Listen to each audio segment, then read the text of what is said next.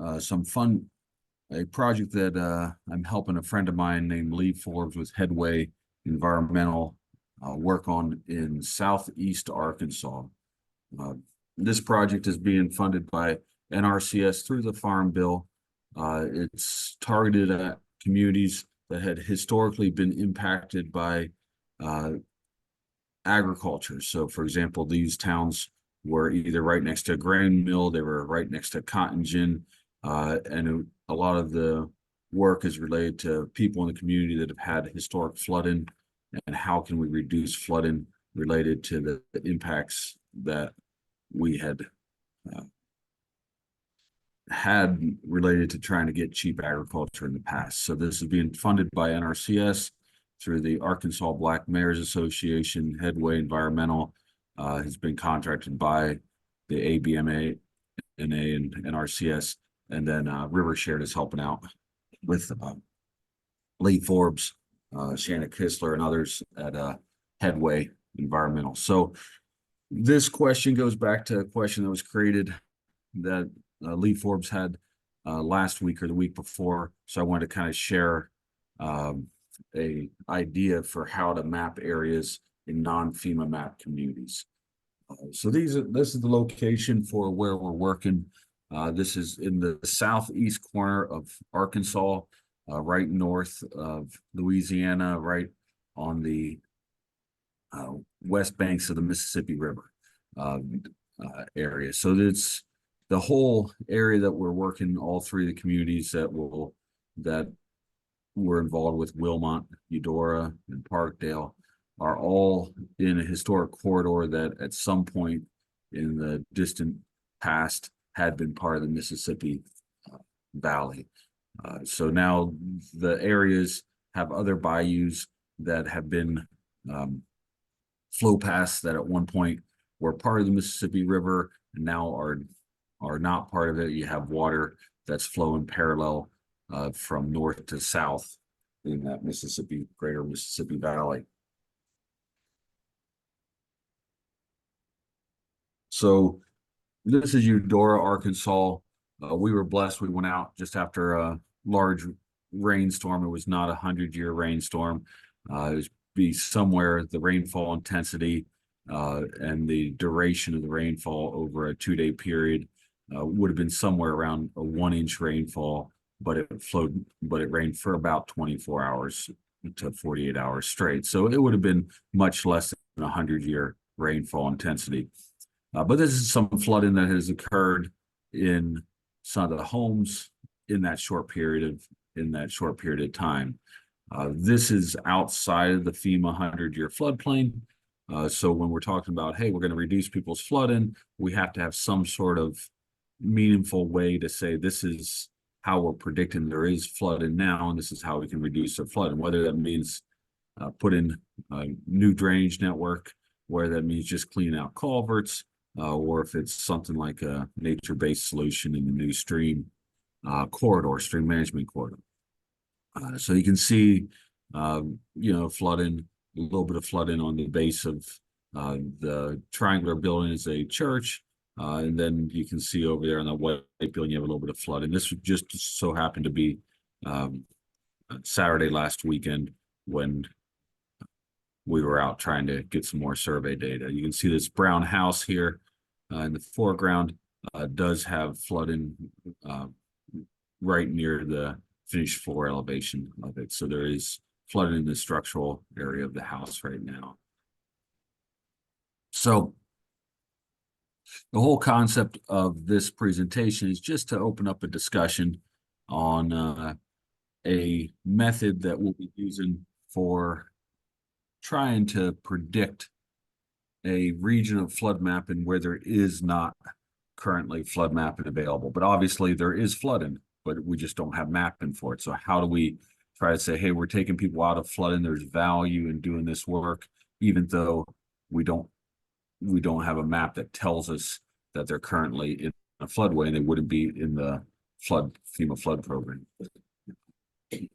So a lot of this happens from an undersized culvert, or will happen from failed infrastructure, clogging of culverts, material backed up behind culverts, but it still is related to flooding. We still have to have some sort of a method for how we can show existing flood potential, even if it's something that we can uh, easily remove by maintaining a culvert, cleaning out a culvert.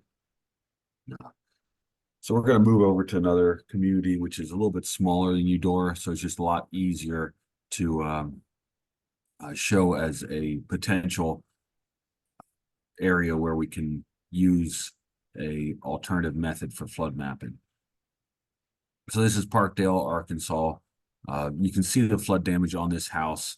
And obviously there's a lot of damage to the house. When we went through this community, where there's a lot of flood damage, we had Monty, who was born in a third world country, that said that these homes look worse than the homes at her house in some places. So it's just a lot of flooding. The flooding has had a severe impact on the community and just the hope of the community. So people look at a house that's flooded, people look at a house that's in disrepair and kind of feel like, well, my house really doesn't matter what I do with my house because my neighbor's house looks horrible. So what we're trying to do is through the NRCS program is reduce flooding and flood risk potential, but we're also trying to increase kind of hope in the community so people can look at their properties at a level where they're able to have kind of hope of future value in their property.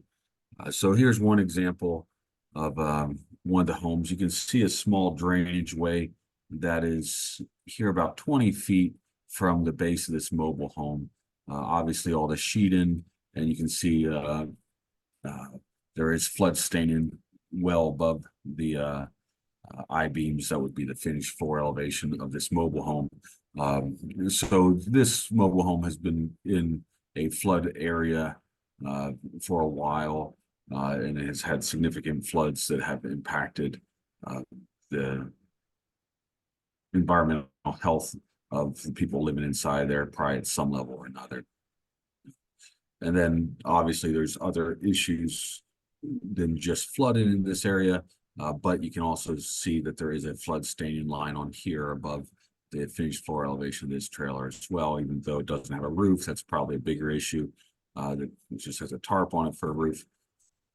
So they've been fighting the drainage of this development, and this was where the workers would have been placed in this community. And this was a community based around agricultural silos and storage. And then they were right on a rail line. So you needed a certain number of workers to be able to move agricultural materials. Well, historically, when most people in this area talk about workers, they're talking about a socioeconomic class of people that have come from a heritage of sharecroppers. And then before that, a lot of them had come from a heritage of slaves. So there is a racial divide in kind of this area of Parkdale. This is an area where work is done, but in general, there's other people in this small community that say, well, there's really no reason we need to have homes up there anyways, just level the whole area and redevelop it for farmland. So we're dealing with some socioeconomic issues with this flooding. It's really important to make sure we have a firm idea of where the existing flooding is that is defensible, so that we don't have people come up and say, oh, that's not even really what's happening up there. And so what we see here is we have lateral ditches that go into bigger side ditch mains, and then eventually will flow into some sort of natural drainage way. With those ditches, you can see a culvert going underneath this walkway here, and I should have had zoomed in more. But what you can see there is about 25% of that culvert is still exposed, and it's the top 25% of the culvert, and it's leaf litter, it's debris. When talking to landowners, these ditch lines were fine 20 years ago, and nobody's maintained them. So now somebody will try to maintain the ditch line just on their property, but it doesn't really mean much when the property right downstream from you has nowhere for the water to go. So what we're trying to do is look at a way to predict uh, flood inundation when this is what FEMA has for the area. What FEMA has is, hey, there's a little bit of flooding. We're right on the margins of a high risk flood area, but then the rest of the area is really low to moderate risk. And there's really no way to predict that there's any kind of real flood to these people's homes, except for the fact that they show up and tell the mayor of the community, hey, we're getting flooded. And it's standard drainage issues, but it's standard drainage issues based on how the land was managed in the past and the removal of streams and the drainage networks that was once there. So this begs the question that I kind of wanted to discuss today. What is an appropriate method to predict flood risk for non-mapped areas? So what we started out with on this, and I'm going to share kind of where I'm going with this. I don't know if it's appropriate or not. And by all means, put up your hand or just say, hey, Dave, please stop talking so that you can add to it. But the first way that we're looking at is just landowner input. But landowner input's always interesting because some landowners remember a lot, other landowners don't remember much. Some landowners are like, well, I had flooding once, and if I can get some money for this, I'd rather get some money for this. So it's always a very questionable idea when we're basing everything on landowner input. But in general, people come out and say, hey, I've had flooding on my property. It's getting really annoying. Then we go out to assessment and field observations. We were lucky on this project where we had a period of significant rainfall while we're doing assessment and field observations. So it helped us verify, yeah, there really is flooding there. Or no, I don't think there's much flooding, or at this intensity of rainfall, we didn't see much flooding. And then what we're focusing on here is kind of a method and a pathway forward for modeling, mapping of existing flood risk conditions. And then once we have that, we can propose an alternative to reduce flood risk, and then we can go back and get landowner input. So the proposed alternative to reduce flood risk, we have a lot of good methods for mapping flood risk on something we propose, but sometimes the existing conditions are very hard to model. And I'll show you a little bit of what we're thinking about. But before we go into that, I want to talk about modeling concerns. And the modeling concerns is we have discontinuous flow areas. So we will have a LiDAR that's created, but there's not much way, and there's no consistent way that I know of that we can predict what size culvert will convey water in between areas that look like islands to LiDAR. So we run LiDAR and we'll have a drainage channel. We have a bunch of culverts in there, but we don't have a culvert inventory, and there's no great way of saying, hey, how much water goes in between each one of these islands where there's a culvert, and that's what we see in LiDAR. So what I want to share with you today is a really rough idea that was shared with me by a guy named Thomas Dunn. And Thomas Dunn was, I think he's still alive. I don't know. I haven't seen him in years, but he was a hydrologist and engineer, and he had wrote a number of documents, the most famous one being 1978, Dunn and Leopold, a water and environmental planning. And back about 10 years ago, he came to a conference. He was a keynote speaker, and it was right after the 2013 floods in Colorado. And he presented methods that are kind of forgotten related to flood mapping. So a lot of engineers will learn how to do flood mapping, then they're given HEC-RAS, and then they kind of forget how to do flood mapping. They forget that there's a lot of flood mapping before water surface profile modeling on DOS, which was the precursor to HEC2, which was the precursor to HEC-RAS. The first stop there is water surface profile, WSP.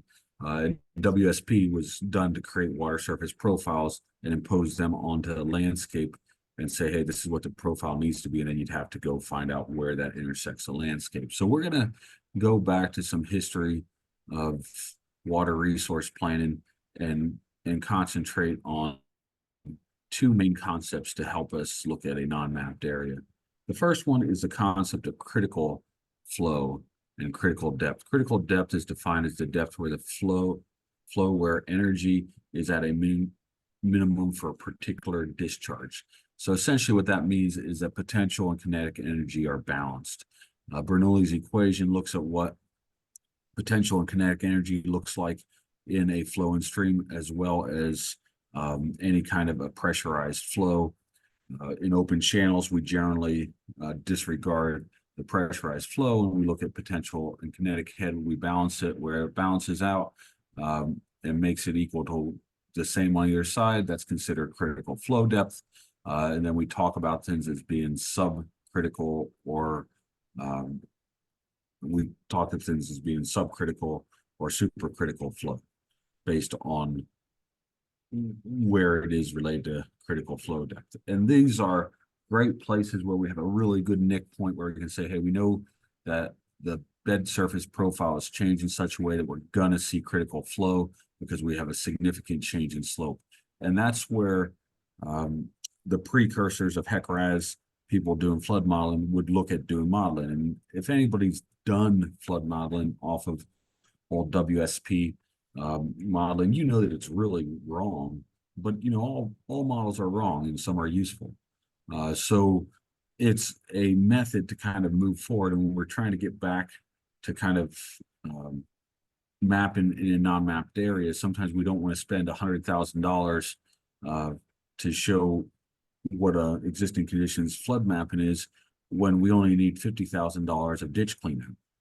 So we need a rapid method that will allow us to use the LiDAR that's publicly available and give a pretty good defensible reason for why we say this is where the flood mapping is, so that we don't waste a whole lot of effort planning something that doesn't require that much money for fixing the problem. So critical flow depth is pretty particular, but if we have consistent slopes, if we do not have a big break in the energy grade line, a lot of times it's hard for us to really say this would be an area of critical flow.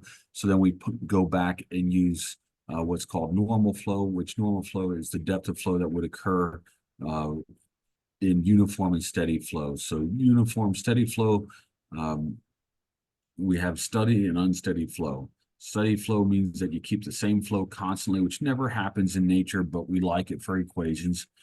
So steady means that if you have 5 CFS, it stays at 5 CFS, and it just doesn't change. And then uniform flow means that the entire way along the flow profile, you don't have a deeper depth of water. So you have a bed surface profile that is equal to your water surface profile, your energy grade line. This never happens in nature. And critical flow depth never happens in nature, but somewhere in between both of them usually is happening in most places in nature. And there's a lot of things that assumptions that have to be made, but these are two major ideas of normal depth and critical depth that don't require a lot of effort to calculate and can be very useful in setting out water surface profiles for a system. So let's look at Parkdale drainage. And what I've displayed here is a elevation mapping of the LiDAR that's available to us. And I have selected with the blue dots a primary drainage that is represented on the left side of the screen. As you can see here, we have a low-lying area. There is red is the lowest elevation, purple is the highest elevation on this range of scale. And we only have but about 10 foot of drop between the red and the purple here. So it's pretty flat area, but you can see that there is a natural drainage in through this area. And then we have drainage that flows to the left or to the west side of this development as well. And when laying that out, one of the things that jumps out to us quickly is on the Left side of the screen is what's called a profile. So it's just the elevation of the LiDAR data underneath that line or alignment. And what we've laid out is a bed profile, and then we have a vertical offset there for a profile above the bed profile. And that vertical offset would be related to the Y critical depth or the depth, the Y normal depth. What happens with LiDAR is that we have culverts, and even though we have a flow path that we see for this blue flow path that's flowing north, this magenta flow path that is flowing south and kind of hooks over across the high area. And if you're colorblind, I'm kind of sorry. So the flow path to the right is going to be the secondary drainage, and the profile to the left will be the primary drainage that receives the secondary drainage.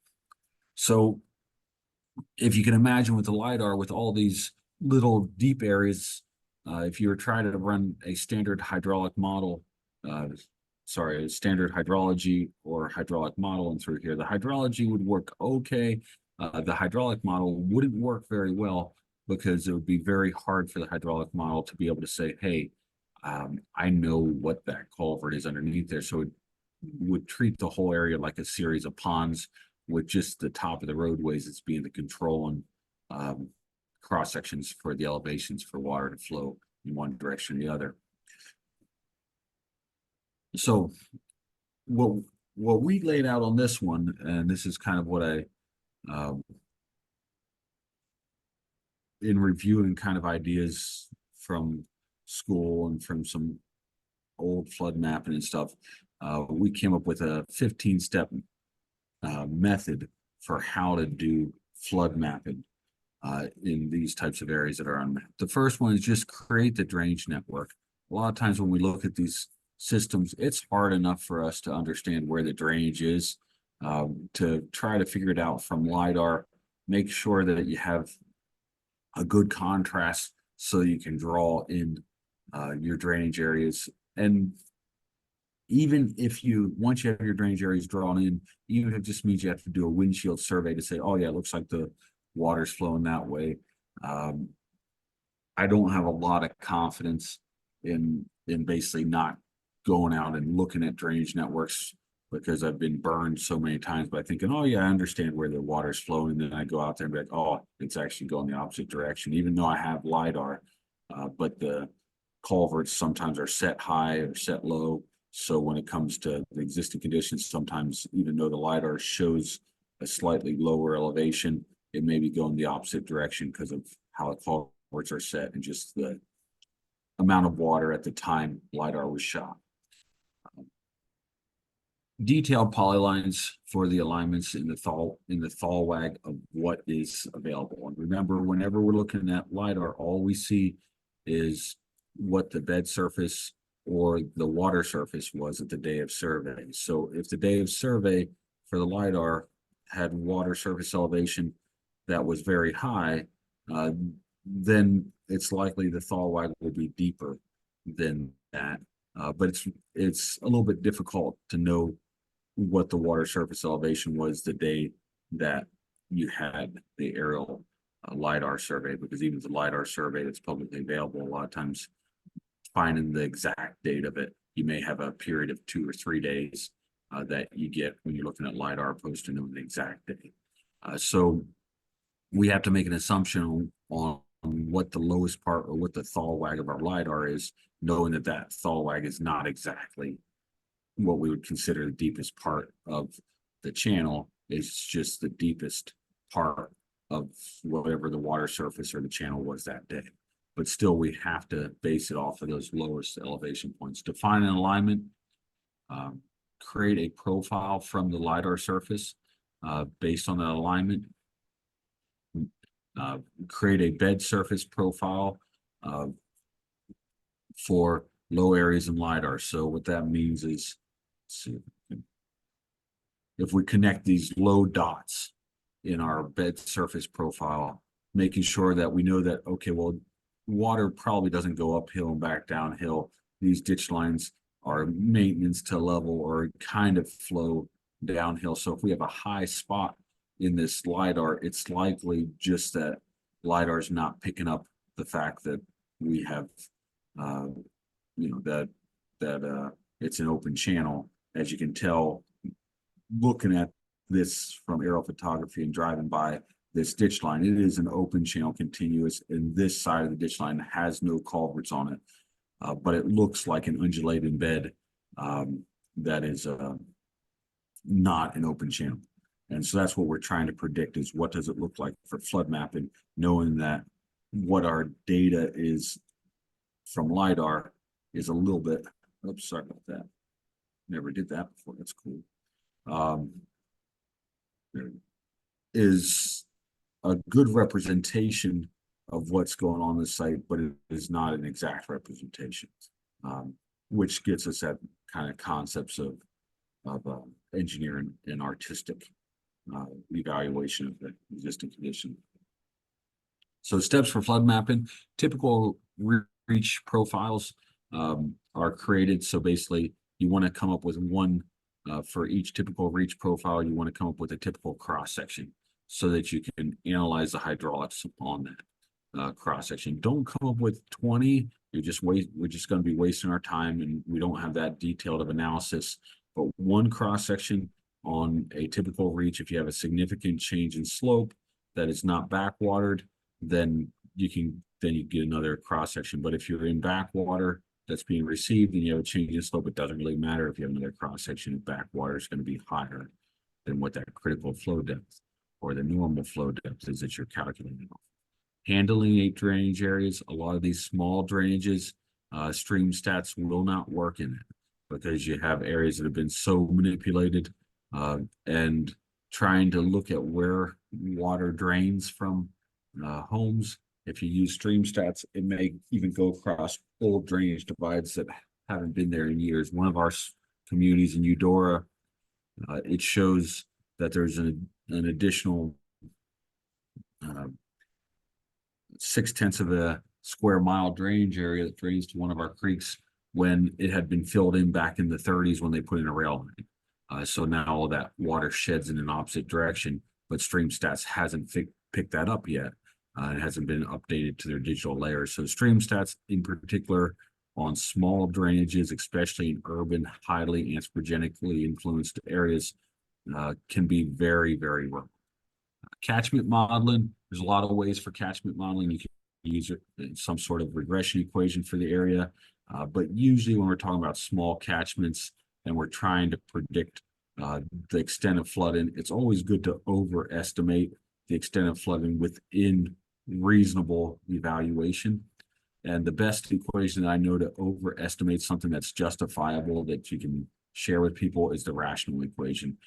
So the rational equation is Q is equal to some sort of correction factor, or C, times the rainfall intensity in inches per hour times the area in acres. So the idea is that if you use that, you can come up with a Q if you're using a rainfall intensity of 100-year rainfall, or whatever you want to estimate the rainfall intensity as being for flooding and the flood risk you're willing to accept. So there's a lot of different ways to do catchment modeling. In general, a lot of times people want to default to something that they think is more particular. People want to go to HEC-HMS for catchment modeling, but a lot of times it's not really that much better. It's just, looks prettier in pictures when you're done. So then the next step would be hydraulic geometry by stages. You have a discharge, you've handling the area, you have a discharge for a Q100, you have a typical profile, and you have a cross section from that reach. Calculate hydraulic geometry by stages. This can be done by hand. You can create a spreadsheet. You can run it through Rivermorph and it will come up with it. You can run it through HEC-RAS and we'll come up with hydraulic geometry by stages. It's essentially just saying, what is my cross-sectional area at a given flow depth, so that I know that if I'm at my Y critical or my Y normal, then have a certain cross-sectional area, and that cross-sectional area will be related to width-depth ratio, will be related to a shear stress, will be related to a velocity. And then from that, you have a bed profile, and you have a critical flow depth that's created from your hydraulic geometry by stages. You have a normal flow depth that's created by your hydraulic geometry by stages. Then you offset the bed profile. So what that means is that you take the bed profile and you say, this is my critical flow depth, give me an offset from that. So this was a critical flow depth of 3 foot, normal flow depth would be, this was a critical flow depth of 2 feet, and this is the normal flow depth that we're showing here of 3 feet. Now, in doing this, if you have a backwater condition like we show on the downstream situs profile, it has a backwater condition being received into the 100-year floodway of the bayou that's downstream. That water surface profile would have to be artistically evaluated so that we would have a normal depth flow profile that backwaters into a known elevation. Then we would have to adjust our flow profiles through there. There are methods to be able to do a backwater adjustment and interpolation from a normal flow depth upstream, but very simply, all of those are just means of getting that in artistic interpolation. Even in HECRAS, the junctions between where you go from a backwater condition to normal flow depth is just an equation that's set up to look at parabolic changes over a given distance based on your cross-section spacing. So in other words, what we're saying is they just draw a curvy line to try to understand it better. So when it comes to flow profiles, it's really important to look at the idea of the offset from the bed profile, but remembering that there has to be some sort of artistic interpretation to the backwater model and the junctions at which the flow profiles combine to. So creating feature lines for corridors, too many O's, from vertical offset lines. So in other words, just creating some sort of a 3-dimensional break line feature or feature line, and then match the junctions with the water surface profiles, create a water surface profile surface. So all the water surface profiles and all the tributaries, once the junctions are matched, create a water surface profile, run a cut fill, and then you'll get a zero contour that can be extracted based on the cut fill in the existing grade. And that will be the location of your flood inundation. So you isolate that zero cut fill contour, show the flood inundation, and then artistically, and I have that underlined in bold, italicized, represent the gaps in the data. So if anybody's ever been involved with a FEMA letter of map revision or conditional letter of map revision, you know that the exact location of where you have flood inundation is not as appreciated by FEMA review as that you have a nice artistic representation of that exact location. So if I have a jagged line, that pretty much frustrates anybody doing FEMA flood mapping review. So we always want smooth lines to represent the gaps in data. So that's kind of the steps that we have for coming up with the existing conditions mapping in an area that is not mapped by FEMA. So how can we come up with that same polygon to say, hey, this is where we propose 100-year flooding to occur in the existing conditions. So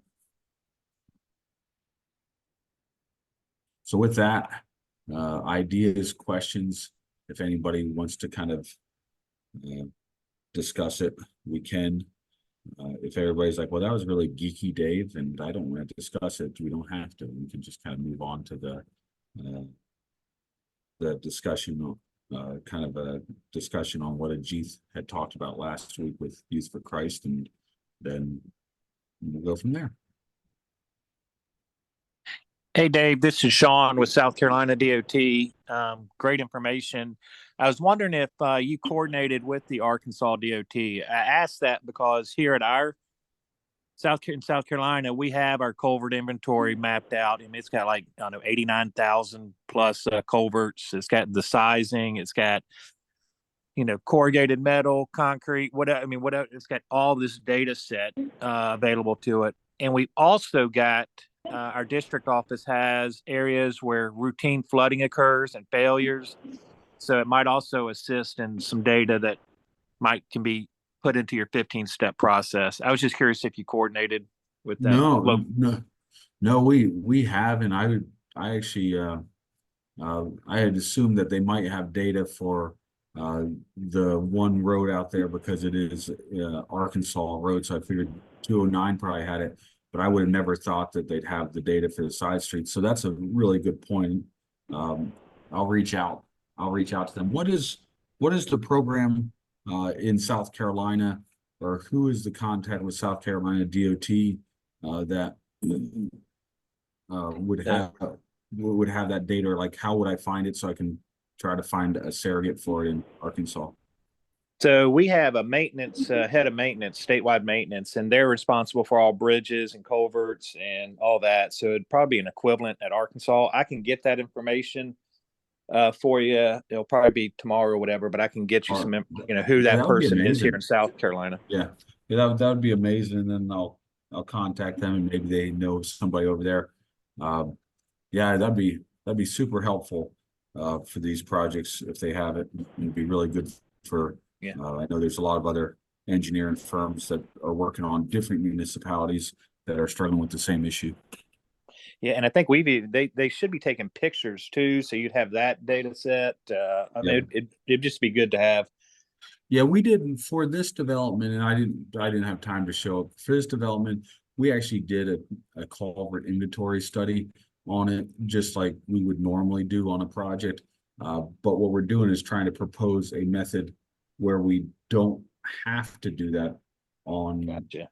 as detailed as one. And this is a pretty small area, but the other communities we have are a lot larger. So that would be super valuable for Okay. the other communities. Thank you, Sean. Yep, no problem. Hey Dave, this is Matt. Can you hear me? I can, yeah. Hey, good deal. Hey, I was just curious, what's the next steps for that project you're working on for relieving flooding in that neighborhood? Oh, so we have laid out a concept design, and what we're looking to do is, man, that's just a story of kind of God putting people into our lives at weird times. But we're looking to buy the property or have the property in the West bought as part of the program and create a drainage and nature-based recreational park, and then a walkway down to the bayou, and then drain all those lateral ditches into a deeper ditch off to the west of the property. And then we're going to redo a couple culverts underneath the road and repave the road. So that's our hope. So we're going to get the drainage ditches reprofiled so that they can convey significant more water and make sure the culverts are open. And there's roadway issues that I didn't show you on there. There's roadway issues due to flood damage on that road right now. So it's something where the road's going to have to be paved or abandoned. So it just makes a pretty neat opportunity for us to say, well, if we have to pave it anyways, let's put in some new culverts. Let's lower the lateral ditch profile so we can increase the conveyance through there, and then move everything to the west with the drainage, and the property to the west is for sale. And Parkdale, Arkansas is a pretty low rent area. We could buy 40 acres, a home, and a church with a social hall underneath it for $120,000 combined. So it's, the cost of land's not so expensive there. That sounds great. That'd be a neat project to watch as y'all develop it. Yeah, we're excited about what could be done, and there's a lot of, a lot of big, and there's just a loss of hope in the area. So it's the idea of how do we use something like drainage, even though sometimes we look at drainage and say, oh, okay, well, it's only drainage, but it can represent an opportunity for a community to hope again and find value when they don't have to worry about flooding their property, multiple times a year, and what to do with clean out their property after the flooding and the environmental hazards associated with flooding. Absolutely. That's pretty cool.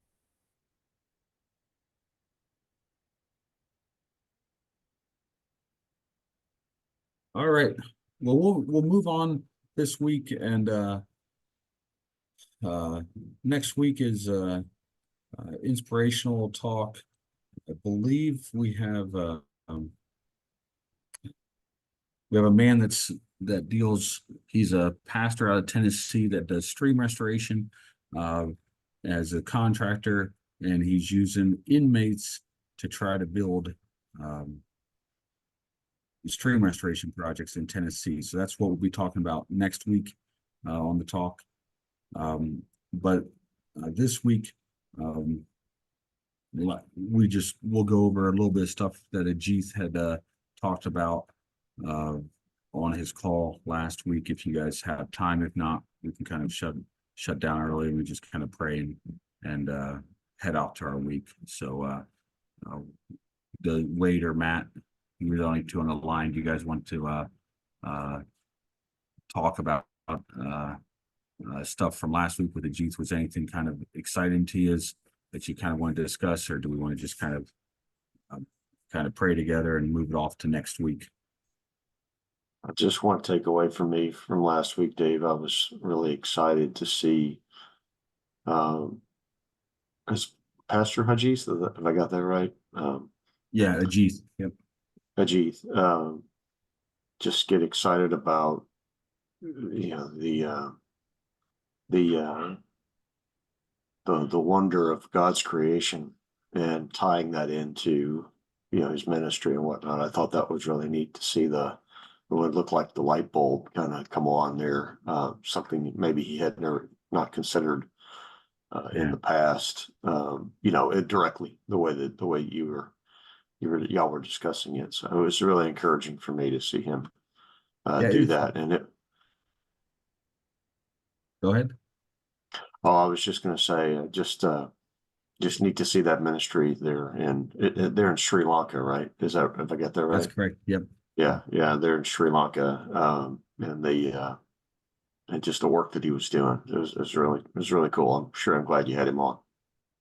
Yeah, we look forward to what may happen in the future. It's with God, it's always like I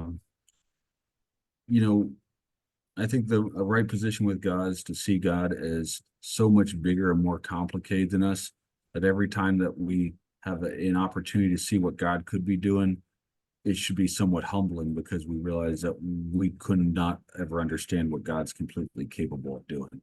But it's exciting, and it's a dream, and the idea of what God is doing with youth in Sri Lanka, and just the connection of why we're connected with Ajith and why he's connected to River Shared. It's a fragile connection, and you look at it and say, well, if it wasn't something that God had allowed to happen, or God has ordained to happen, then it just almost seems too random to have occurred. Ajith's contacts came to us through Justin Barrett at Riverby Ranch, and he had mentioned this guy he was listening to, and then Abby looked into this guy's book and found a reference to him. And at that time, we were looking to go over to Sri Lanka because Bassett was going to get married. And you look at all the connections, and you're like, well, any given one of those connections, if we did the thing that was most comfortable for us at that time in our life,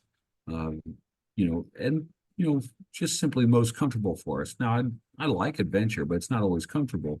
But if we did the thing that was most comfortable, then that outcome would have been significantly different.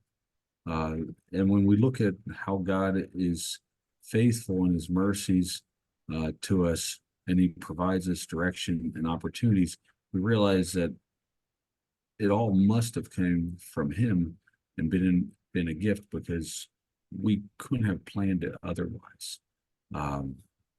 So we don't know where things are going, but the conversations that I had through a series of mistakes with Amonte this week related to questions of her Buddhist faith and our faith in Christ that were centered around a GIS conversation that he had with us to Rivershare this week, were conversations that God used to create an opening in her life that I hadn't noticed before. And that's pretty amazing. So we know that, God is so good and he's so merciful in how he allows us to have contacts with people. And sometimes we want to overthink relationships and try to plan what that relationship means, when I think we're just probably the more appropriate thing is just to be amazed and bask in the idea that God is good and he has everything under control. Just be amazed that he would allow us to be a part of what he could be doing in this world, and that he gives us the mercy of a dream. Yeah, absolutely agreed. So so we'll see where things go with that. We're just yesterday we had some connections to some folks in Fort Collins that we're trying to mentor Amonte to have some connections in town. And she's missing a shirt. I don't know if you know, Matt, Bissett decided to divorce Amonte. No. And I wasn't sure. I mean, Wade knows it, so you guys are only two on the line. I'll make sure I cut this off so that it's not on there anymore. But actually, let's just stop. I'm gonna make it really easy. I'm gonna stop recording quick before I stop sharing.